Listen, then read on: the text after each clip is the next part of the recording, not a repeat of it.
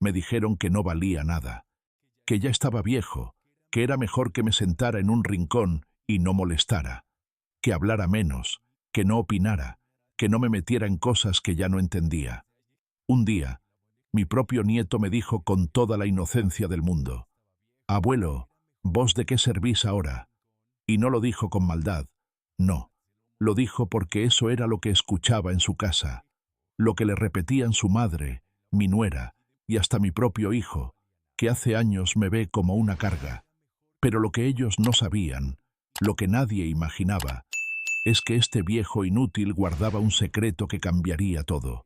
Un secreto que me callé durante 40 años. Escucha esta historia hasta el final y dime qué harías tú en mi lugar. Y cuéntame también desde qué ciudad me estás escuchando. Me llamo Jacinto Morales y nací en un pueblito perdido entre los cerros del norte argentino, allá por la década del 40. Mi viejo era peón de campo y mi mamá cocinaba para los gringos que venían a cazar. Éramos pobres, pero nunca nos faltó la sopa caliente ni el abrazo en la noche. Desde chico supe que lo mío no eran los libros, sino las manos. A los 13 años ya trabajaba como ayudante de albañil en el pueblo, acarreando arena, mezclando cemento con una pala que me quedaba más grande que el cuerpo. Y a los 17 me fui a la ciudad grande, con una muda de ropa, una bolsa con pan y queso, y la dirección escrita en un papel de un primo lejano que nunca me abrió la puerta. Dormí en la terminal 2 noches hasta que encontré trabajo en una obra. Así empezó mi vida de hombre, sin escuela, sin familia, sin ayuda, solo con las manos y las ganas. Me levantaba a las 5, trabajaba hasta el atardecer y comía en una pensión donde el olor a guiso era más fuerte que el hambre. Fue ahí donde conocí a Lidia, una morocha de ojos brillantes que lavaba la ropa de los obreros por unas monedas. Me enamoré como un tonto. Le regalé una flor que robé de un jardín, y ella me sonrió como si le hubiera traído un anillo de oro. Nos casamos a los 2 años, sin fiesta, con 2 testigos y una foto en blanco y negro que aún guardo en el cajón. Con Lidia levantamos nuestra casita en un barrio de tierra, allá por las afueras de San Miguel de Tucumán.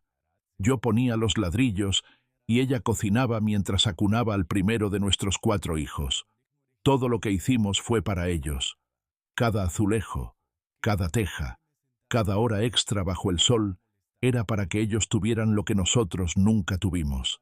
Les di todo: educación, ropa buena, juguetes en Navidad, excursiones escolares. Me partí la espalda para que nunca les faltara nada. Y cuando Lidia murió, después de pelear 5 años contra un cáncer que nos comió los ahorros y el alma, yo seguí solo, firme, como un árbol que se niega a caerse aunque ya no le queden hojas. Los chicos crecieron, volaron, se casaron. Uno vive en Salta, otro en Mendoza, mi hija menor en la capital.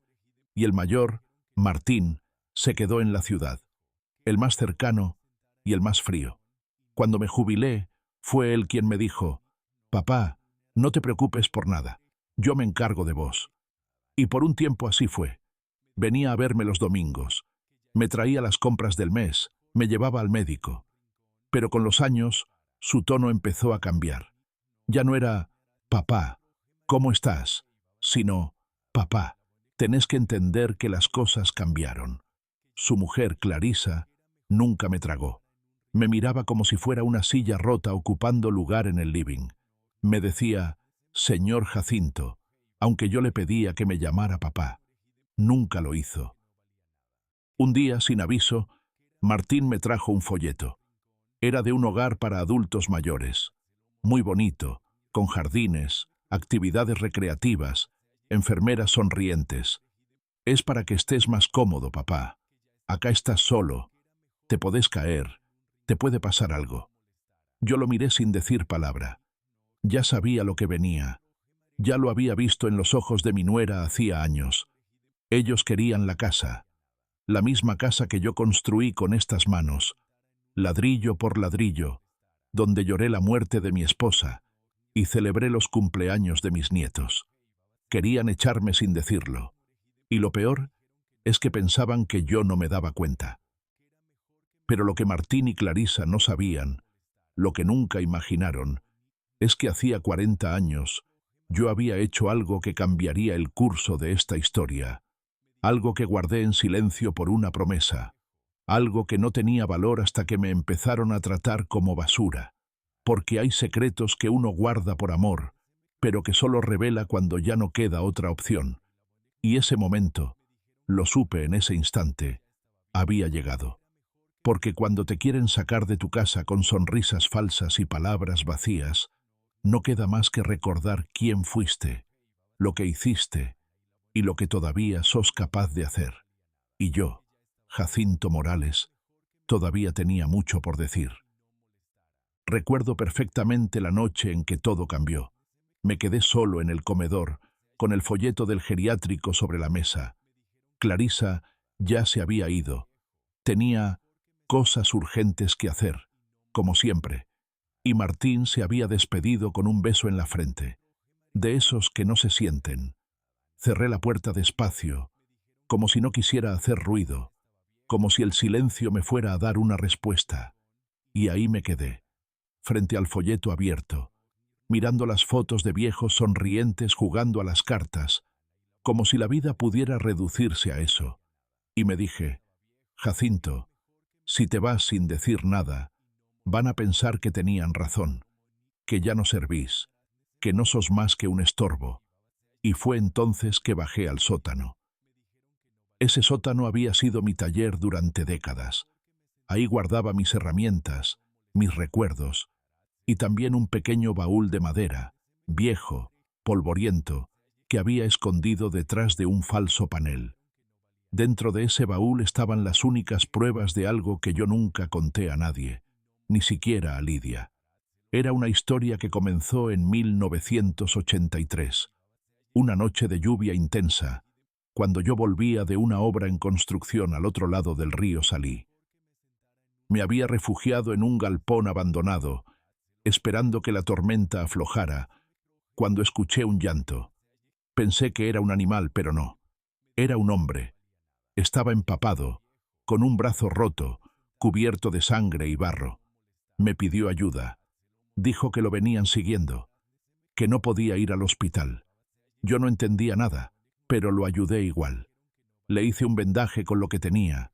Le di pan y agua. Lo escondí en mi casa durante 3 días. Su nombre era Samuel, pero no era un hombre cualquiera. Era un activista político que había escapado de una redada. Tenía pruebas de corrupción, documentos, grabaciones, nombres. Todo lo guardaba en una mochila vieja. Antes de irse me dijo, «Don Jacinto, usted me salvó la vida. Si algún día necesita algo, busque esta fundación». Y me dio una tarjeta mojada, casi ilegible, con un nombre extraño que nunca había escuchado. Me abrazó como un hijo y desapareció. Nunca más supe de él. Hasta que, 20 años después, esa fundación me buscó. Me ofrecieron una especie de gratitud, una compensación por haber protegido un capítulo importante de la historia del país. Así me lo dijeron. Yo no pedí nada.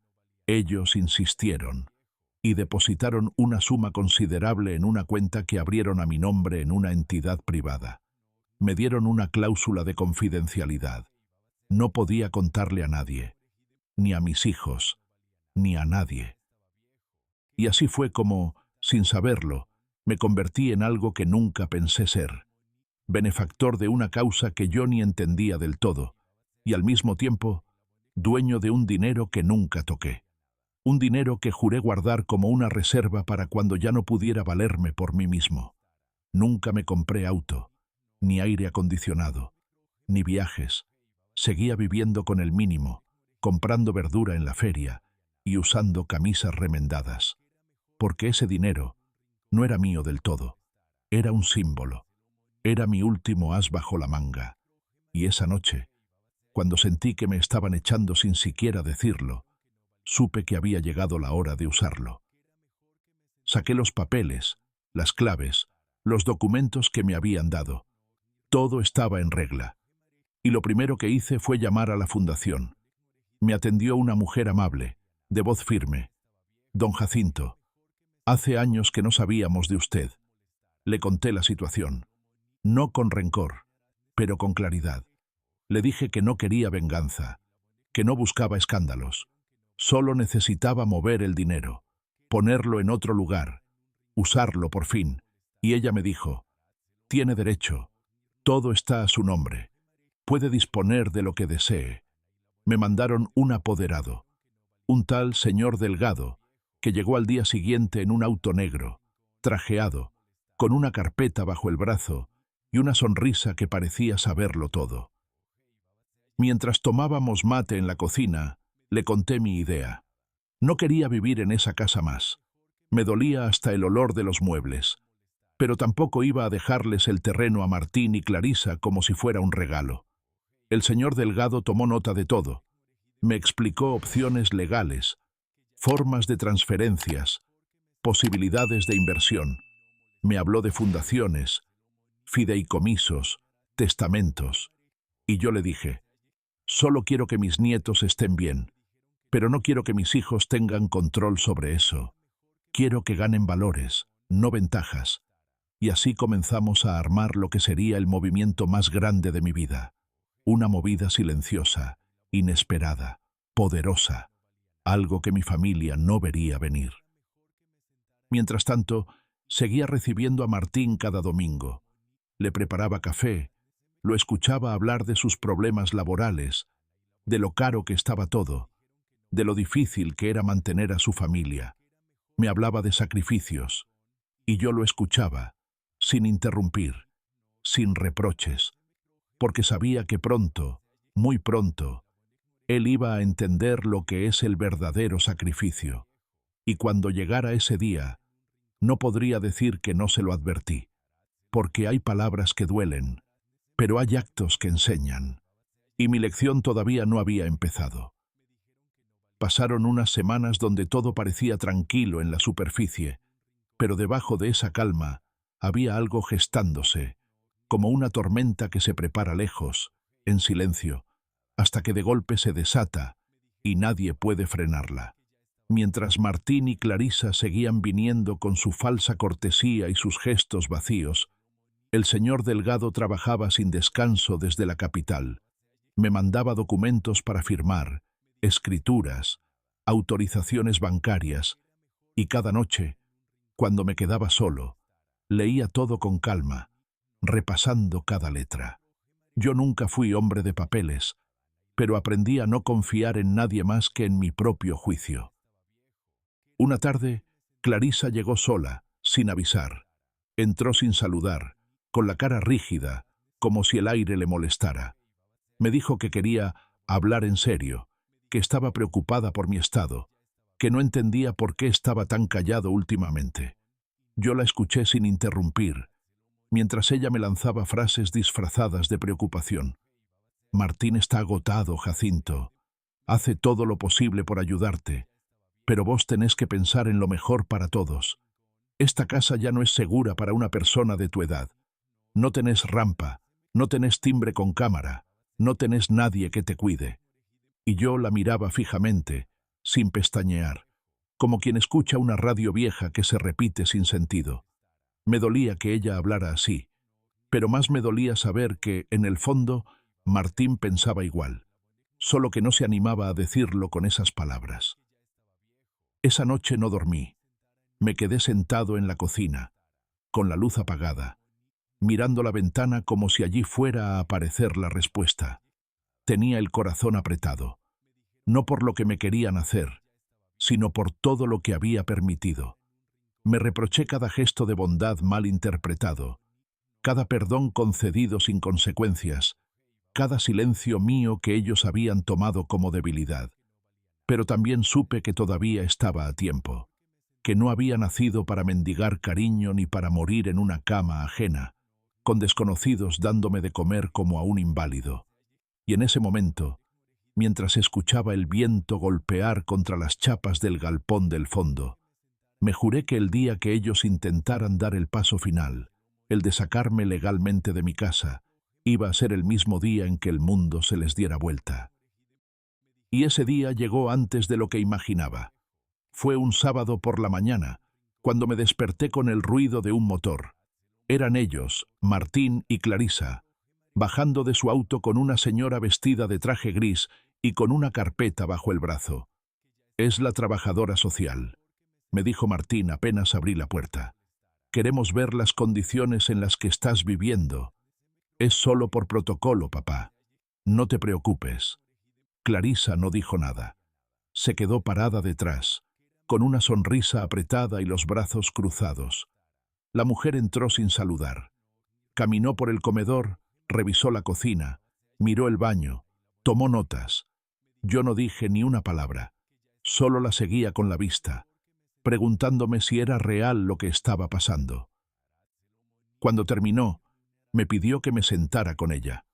«Don Jacinto, esta casa no cumple con los requisitos básicos de habitabilidad para una persona de su edad.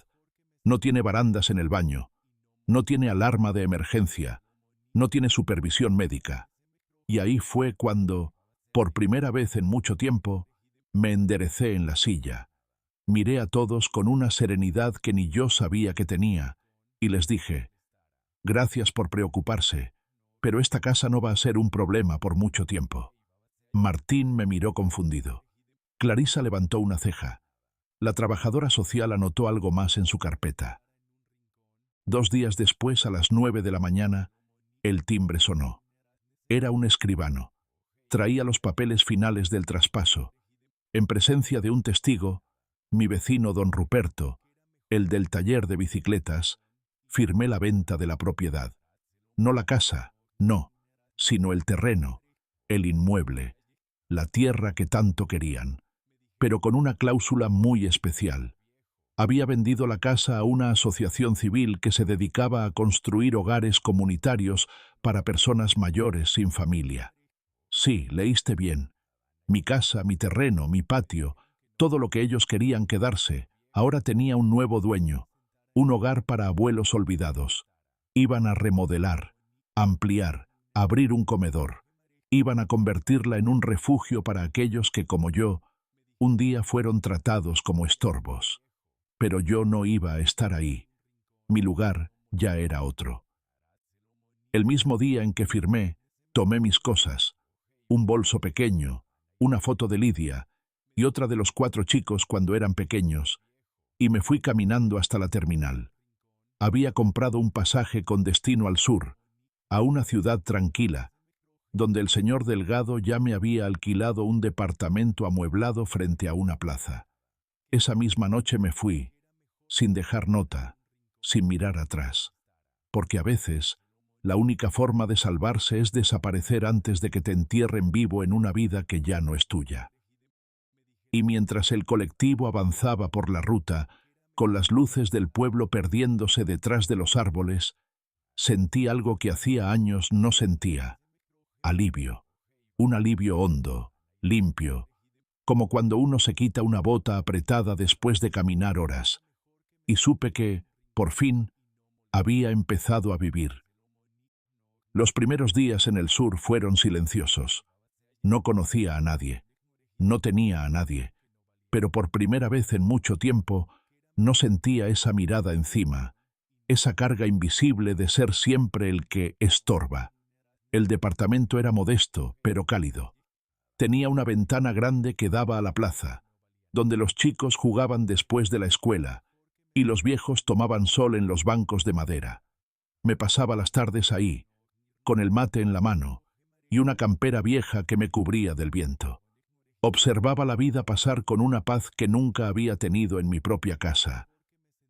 Una tarde, mientras le daba de comer a unos gorriones en la vereda, se me sentó al lado una señora con un tapado violeta y un sombrero con una flor de lana. «¿Usted es nuevo por acá?», me preguntó, con voz suave. Se llamaba Celina. Era jubilada, viuda. Había sido maestra durante más de 30 años. Tenía una forma de hablar que te envolvía, como si te tejiera una bufanda con palabras. Le conté, a grandes rasgos, que me había mudado solo, que venía del norte, que buscaba un poco de tranquilidad. No le hablé de Martín, ni de Clarisa, ni de la casa, ni del abandono. Solo le dije que necesitaba empezar de nuevo. Y ella no preguntó más. Así fue como comenzó una amistad inesperada. Todos los días, a la misma hora, nos encontrábamos en la plaza. Hablábamos de libros, de comidas, de canciones viejas. Una vez la invité a casa a tomar mate con tortas fritas y me dijo: «Hace años que nadie me invitaba a merendar sin un motivo». Nos reímos, como adolescentes, y yo sentí que el corazón, ese músculo cansado, empezaba a estirarse otra vez. No con amor de pareja, al menos no todavía, sino con esa calidez que tiene lo genuino, lo simple. Por las mañanas me anoté en un taller municipal de carpintería para jubilados. Volví a usar las manos. Volví a lijar, a cortar, a construir cosas. El taller estaba lleno de hombres como yo, con historias a cuestas, con espaldas torcidas y miradas hondas. Ahí conocí a Aníbal, un viejo camionero que había recorrido todo el país, y a don Pedro, que era callado pero tenía una risa contagiosa cuando se soltaba. Me sentí parte de algo. Y eso, para un viejo que venía de sentirse invisible, era mucho. Un día me llegó una carta. Era de Martín, escrita a mano como antes. Me contaba que habían ido a la casa, mi vieja casa, y se habían encontrado con los obreros de la fundación instalando andamios, midiendo las paredes, pintando el frente, que habían preguntado por mí, que les habían dicho que la propiedad ya no me pertenecía, que Clarisa había montado en cólera, que él se había quedado mudo. «No entiendo, papá», escribía. «¿Por qué hiciste eso? ¿Por qué no nos dijiste nada? ¿Dónde estás? ¿Estás bien?»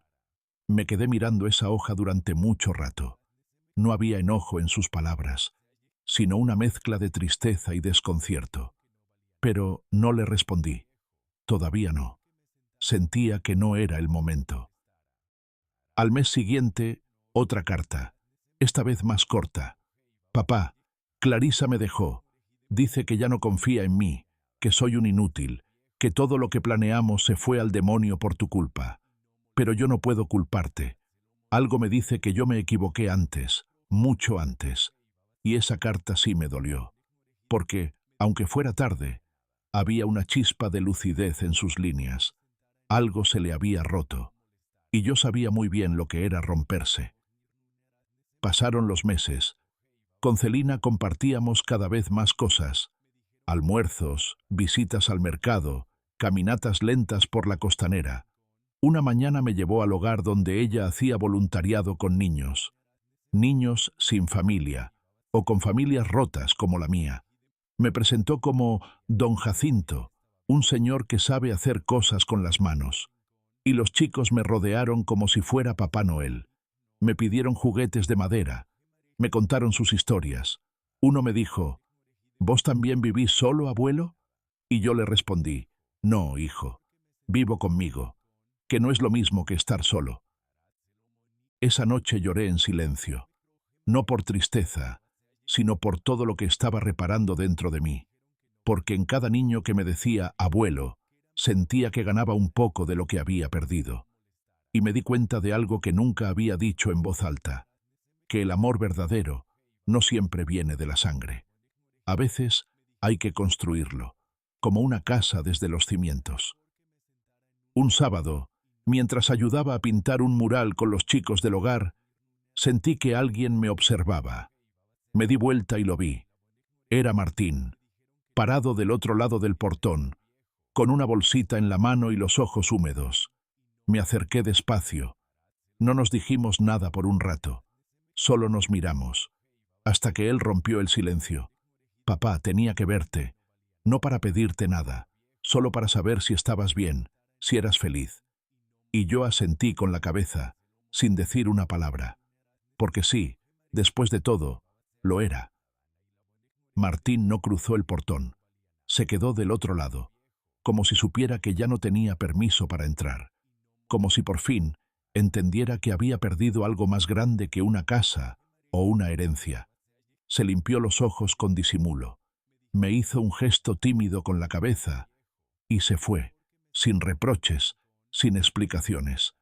Y yo me quedé parado en ese patio de juegos, rodeado de niños que pintaban soles y árboles, con el corazón latiendo raro, como si quisiera llorar, pero también reír al mismo tiempo. Porque ese gesto, esa visita silenciosa, no era un perdón, pero sí una grieta en el muro. Y a veces, una grieta es suficiente para que entre la luz. Esa noche, Celina me invitó a su casa a cenar.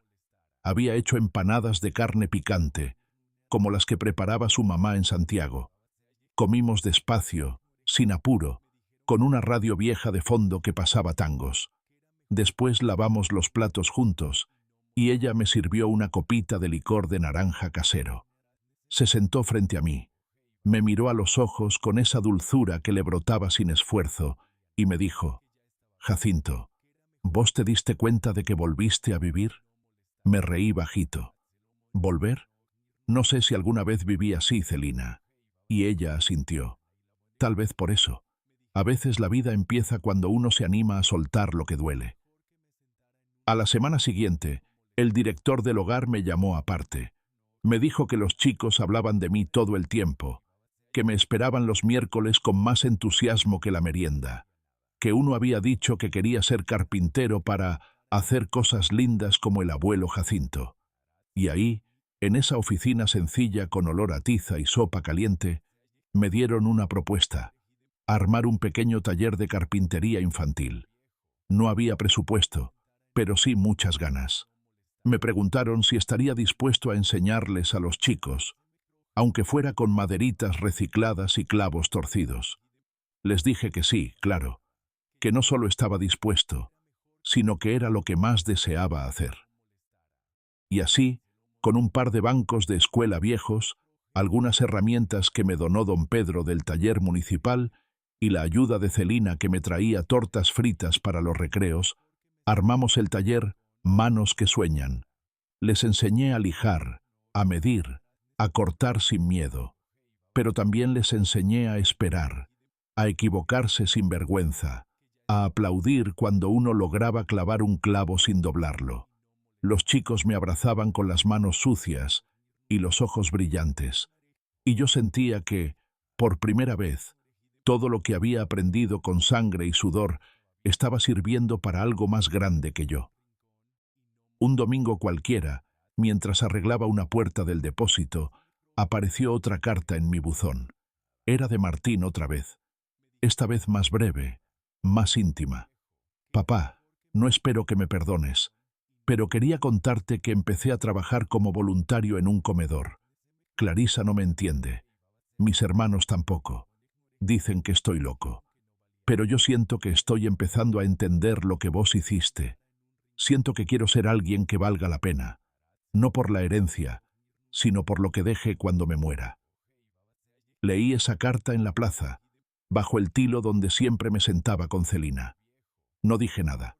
Solo apreté la hoja contra el pecho y cerré los ojos. No sé si lo perdonaba. No sé si eso era suficiente. Pero supe que algo dentro de él estaba cambiando.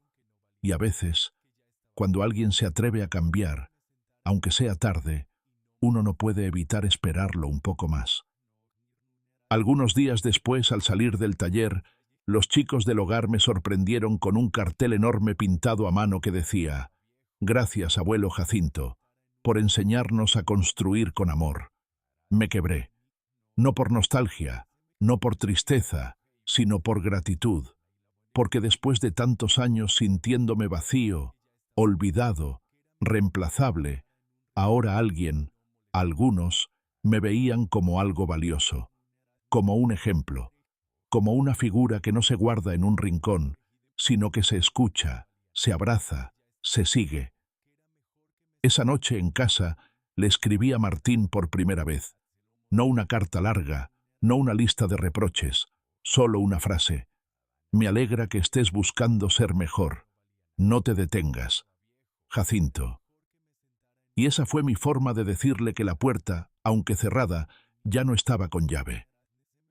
Los días comenzaron a pasar con una suavidad nueva, como si el tiempo hubiera aprendido a caminar a mi ritmo. Celina y yo ya no necesitábamos palabras para compartir los silencios. Nos alcanzaba con estar sentados en la plaza, tomando mate en el banco de siempre, mirando a los chicos jugar. Ella me hablaba de sus nietos que vivían lejos, de su juventud de maestra en escuelas rurales, de su esposo fallecido al que recordaba sin lágrimas. Y yo, poco a poco, me fui animando a contarle más de mi historia, incluso lo que durante años guardé como un secreto que creía que me iba a llevar a la tumba. Una tarde le hablé de Samuel, aquel hombre herido que escondí en casa cuando era joven. Le conté cómo llegó, lo que llevaba en esa mochila vieja, cómo su historia estaba tejida con miedo, con política, con peligro. Celina me escuchó con la respiración contenida, con los ojos bien abiertos. No me interrumpió ni una sola vez. Cuando terminé, bajó la vista, me tomó la mano y me dijo: «Vos le salvaste la vida a alguien sin pedir nada a cambio. ¿Sabes cuánta gente hace eso?» Me encogí de hombros. Fue lo que sentí que tenía que hacer. Nada más. Y entonces ella, con esa forma dulce y firme de decir las cosas, agregó: «Y eso que hiciste, sin saberlo, fue el principio de todo esto». Y tenía razón, porque si no fuera por aquella noche de lluvia, por esa decisión silenciosa, por esa promesa que nunca rompí, hoy yo no estaría acá. No habría podido ayudar a los chicos del taller. No habría conocido a Celina. No habría descubierto esta nueva forma de ser útil. Porque lo que uno da sin esperar nada, la vida, tarde o temprano, te lo devuelve multiplicado. Una mañana, mientras le enseñábamos a los chicos a hacer una caja con bisagras, llegó una sorpresa. Era una camioneta de la fundación. Bajaron 2 personas con carpetas en la mano, cámaras de fotos y una sonrisa de oreja a oreja. Querían hacer un pequeño reportaje sobre el taller. Me dijeron que habían escuchado hablar de ese abuelo carpintero que cambiaba la vida de los chicos con una lija y una sonrisa. Me reí. Me daba vergüenza todo eso. Les pedí que no me filmaran, que mostraran a los chicos que la noticia no era yo sino ellos, su entusiasmo, sus ganas. El artículo salió en una revista local. Celina me lo mostró emocionada, señalando la página como si yo no pudiera verla solo. «Acá estás, mirá, con el delantal lleno de aserrín y la cara de que ni te das cuenta de lo que generas». Me vi en esa foto, rodeado de chicos, con los ojos llenos de chispa, y me vi feliz, feliz de verdad, no como antes, cuando sonreía por obligación o por compromiso. Esta vez era distinto. Era una felicidad serena, merecida, como la de quien carga con años de injusticias y al fin encuentra una rendija por donde asomarse a la luz. A los pocos días llegó una nueva carta. Esta vez no era de Martín, sino de uno de mis nietos, el mayor. Me decía que había leído la revista, que había visto la foto, que su papá le explicó por fin todo lo que había pasado, que quería venir a conocer el taller, que quería aprender a usar el serrucho conmigo. Me temblaron las manos al leer eso. Me apreté el pecho como si el corazón se me fuera a salir, porque durante años pensé que ese lazo se había roto para siempre. Y sin embargo, ahí estaba. Una carta de un nieto que todavía me recordaba como el abuelo que les hacía juguetes de madera y contaba cuentos en las noches de tormenta. Llamé a Celina. Le leí la carta. Ella se quedó en silencio unos segundos y después dijo: «¿Ves? Cuando uno planta cosas buenas, aunque tarden, terminan brotando». Y entonces supe que sí, que esa visita tenía que ocurrir, que no era momento de esconderme ni de tener miedo. Así que tomé el teléfono, marqué despacio, y cuando Martín atendió, le dije: «Escuché que uno de tus chicos quiere venir a visitarme. Que venga». Pero solo él, por ahora. No hubo reproches, no hubo tono duro, solo una puerta entreabierta. Martín tardó unos segundos en responder, y después, con la voz quebrada, me dijo: «Gracias, papá, de verdad». El sábado siguiente, a las 4 de la tarde, vi bajarse del colectivo a mi nieto. Tenía el mismo andar que Martín a su edad, mismo pelo rebelde, misma mirada tímida. Me abrazó fuerte. Me dijo, «Abuelo», con la voz temblorosa, y yo lo abracé como si fuera mi niño, como si el tiempo no hubiera pasado. Lo llevé al taller. Le mostré cómo se mide una tabla, cómo se lija en la dirección de la veta, cómo se clava sin romper la madera. Él me escuchaba con una atención que me partía el alma. «Papá me contó todo, abuelo», me dijo, «lo que hiciste por él y por nosotros, y yo quiero aprender, quiero que me enseñes». Y ahí, en ese instante, sentí que la historia que parecía cerrada todavía tenía un capítulo más por escribir. Aquel fin de semana con mi nieto fue como volver a encender una lámpara que había estado cubierta de polvo durante años. No hacía falta mucho, unas herramientas, un poco de madera, y la voluntad de estar juntos sin que nadie nos apurara. Lo llevé a la plaza. Le mostré el banco donde me sentaba a tomar mate, los rincones donde los chicos jugaban, y el comedor donde servíamos las meriendas. Él no hablaba mucho, pero su forma de mirar lo decía todo. Estaba absorbiendo cada detalle, como si tratara de memorizar una historia que hasta ese momento le habían contado mal. El domingo, antes de subirse al colectivo de vuelta, me abrazó y me dijo bajito, «Abuelo, cuando sea grande, yo quiero ser como vos». No sé si me tembló más el corazón o las piernas. Le acaricié la cabeza con torpeza, como hacía con su papá cuando era chiquito, y le respondí lo único que pude, «Con que seas mejor, ya me doy por feliz». Lo vi subir al colectivo, mirar por la ventanilla hasta perderse en la curva de la calle, y cuando ya no lo vi más, me senté en el cordón de la vereda y lloré. Lloré en silencio, como cuando enterré a Lidia, como cuando firmé la venta de la casa. Pero esta vez no era dolor, era alivio, era esperanza. A los pocos días, Martín me llamó. Me dijo que su hijo había vuelto fascinado, que no paraba de hablar de mí, del taller, de los chicos del comedor, y me pidió, casi en susurros, si podía venir él también. «No quiero molestarte, papá, pero me gustaría verte, solo verte». Le dije que sí, no porque lo hubiera perdonado, aún no lo sabía, sino porque había una parte de mí que quería comprobar si ese hombre quebrado que me hablaba al teléfono era el mismo que años atrás me miraba como si yo ya no valiera nada. Llegó un viernes por la tarde, con una camisa arrugada y ojeras que no había tenido nunca. Me saludó con un abrazo corto, inseguro, como quien no sabe si todavía tiene derecho a tocar. Lo invité a pasar, le preparé mate. Nos sentamos en la cocina, donde el reloj colgado en la pared parecía latir más fuerte que nuestros corazones.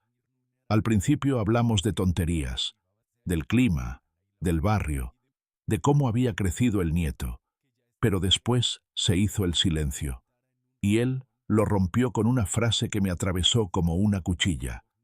«Papá, me equivoqué, y no hay un solo día que no me arrepienta». No supe qué decirle. Lo miré, y en sus ojos vi algo que no había visto en años. Humildad. No esa humildad falsa, aprendida, sino la que nace cuando uno toca fondo, cuando se da cuenta de todo lo que destruyó creyendo que lo merecía. «No vengo por la herencia, no vengo a pedirte nada, solo quiero que me conozcas de nuevo, quiero que me veas intentar ser alguien distinto». Me quedé en silencio largo rato. Y después le dije, sin rabia pero con verdad, «Martín, no quiero verte intentar, quiero verte cambiar, porque yo ya no estoy para promesas, hijo, estoy para hechos». Él asintió, no discutió, no se defendió, y eso, en su lenguaje, era el mayor acto de rendición. Me ofrecía acompañarlo al colectivo. Mientras caminábamos pasó algo que no esperaba. Me tomó del brazo, como cuando uno guía a alguien mayor, como cuando uno cuida. No dije nada, pero sentí que el mundo giraba un poco distinto. En la terminal me abrazó otra vez, esta vez un poco más fuerte, y me dijo al oído, «Gracias por dejarme entrar, aunque sea un rato. Esa noche, en casa, escribí en mi cuaderno viejo donde anoto lo importante. Martín vino. No pidió perdón con palabras, pero con el cuerpo sí. Tal vez todavía hay algo que salvar. Y al cerrar ese cuaderno, entendí que el perdón no siempre llega de golpe, sino que a veces se construye como una pared, ladrillo por ladrillo, sin apuro pero con firmeza. Los días siguientes me los pasé trabajando con los chicos. El taller ya era un pequeño universo. Había una estantería llena de creaciones, aviones de madera, portarretratos torcidos, una casita para pájaros que se caía de costado. Pero para mí eran obras de arte. El director del hogar me propuso armar una pequeña exposición, para que el barrio vea lo que los chicos hacen, para que sepan que esto no es solo un pasatiempo, es dignidad. Acepté con gusto. Celina organizó todo, hizo afiches, contactó a radios locales, hasta convenció a una panadería para que donara medialunas para los visitantes. Y cuando llegó el día de la muestra, no lo podía creer. Gente de todo el barrio, vecinos, familias, voluntarios. Hasta vino un grupo de jubilados del centro de día con sus cuidadoras. El salón estaba lleno, y los chicos brillaban. Uno por uno, mostraban sus trabajos con orgullo. Uno por uno, me buscaban con la mirada para asegurarse de que yo estuviera ahí. Y yo estaba, más que nunca. Y fue en ese momento, parado en medio de esa sala llena de risas, manos manchadas y olor a madera recién cortada, cuando entendí que mi vida no se había acabado cuando salí de mi casa, que mi historia no había terminado cuando Martín me quiso encerrar en un geriátrico. Mi historia estaba recién comenzando, y esta vez la estaba escribiendo yo. Después de aquella muestra en el taller, algo en mí terminó de acomodarse. Fue como si el último ladrillo de una casa nueva se pusiera en su lugar. Ya no había rencor, ni heridas abiertas, ni preguntas sin respuesta. Solo quedaba esa sensación rara de haber cruzado un río muy hondo y estar por fin en la otra orilla. Los chicos del comedor me seguían llamando Abuelo Jacinto, y cada uno tenía una forma distinta de abrazarme. Uno se trepaba como un monito, otro se me colgaba del cuello, otro me escribía cartitas con dibujos de corazones y serruchos. Cada uno de esos gestos me recordaba que la sangre no siempre hace familia. A veces, la familia se construye con paciencia, con tiempo, con actos pequeños que no buscan aplausos. Celina y yo empezamos a vivir juntos poco después. Una mañana me miró desde la cocina mientras revolvía el mate cocido y dijo: ¿Y si dejamos de ser visita y somos casa? Me reí, la abracé desde atrás y le respondí: nunca nadie me pidió que me quedara. Gracias. Fue una convivencia serena, de esas que no necesitan palabras todos los días. Ella con su tejido, yo con mi madera, y los dos con esa complicidad de los que ya no tienen apuro, pero sí ganas de estar. Martín siguió llamando, una vez por mes, sin presionar. Algunas veces hablábamos 5 minutos, otras 40. Me contaba que había empezado terapia, que estaba reconstruyendo el vínculo con sus hijos, que ya no vivía con Clarisa. Un día me dijo: papá, creo que estuve buscando tu aprobación tantos años, que me olvidé de preguntarte cómo estabas vos. No le respondí en el momento, pero esa noche, sentado con Celina en el sillón, leí esa frase en voz alta. Ella me tomó la mano y dijo: parece que tu hijo también está construyendo. Y sí, construir era lo que sabíamos hacer en esta familia, incluso con los escombros.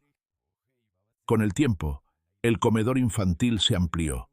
El taller se convirtió en programa fijo, y por decisión de la comunidad, el rincón donde trabajábamos pasó a llamarse Espacio Jacinto Morales.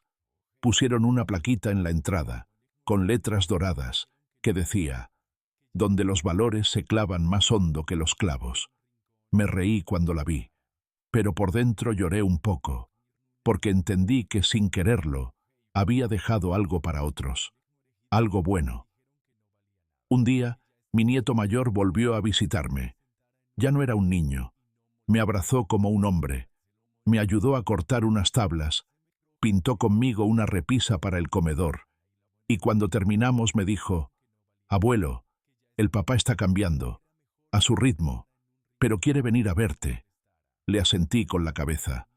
Ya no tenía miedo de esa visita, porque ahora yo sabía quién era, sabía lo que valía, y nadie más podía quitarme eso. Y vino, Martín vino, solo, sin excusas, sin papeles, sin disfraces. Lloró apenas cruzó la puerta, me abrazó como nunca. «Papá, no vengo a pedir perdón, vengo a darte las gracias, porque vos podrías haberme borrado, podrías haberme condenado, y en vez de eso, sembraste». Le dije lo único que tenía sentido: «Hijo, todavía estamos a tiempo». Nos sentamos los tres, Celina, él y yo. Tomamos mate, comimos bizcochuelos, hablamos de todo y de nada. Fue la sobremesa más larga y más simple que tuve en años.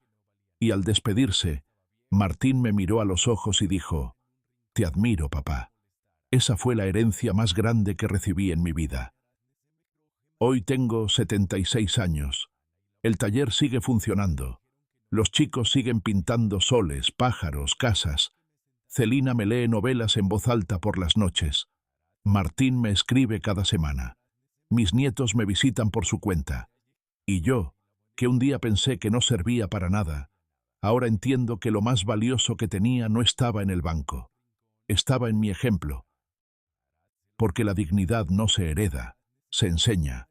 Y a veces hace falta perderlo todo para encontrarla. Gracias por haberme escuchado hasta el final. Si esta historia también te tocó el corazón, escribime en los comentarios desde qué ciudad me estás escuchando. Dale like al video si alguna parte de mi historia te hizo reflexionar. Y no te olvides de suscribirte si querés seguir escuchando historias reales como la mía. Un abrazo fuerte de esos que no se olvidan. Jacinto,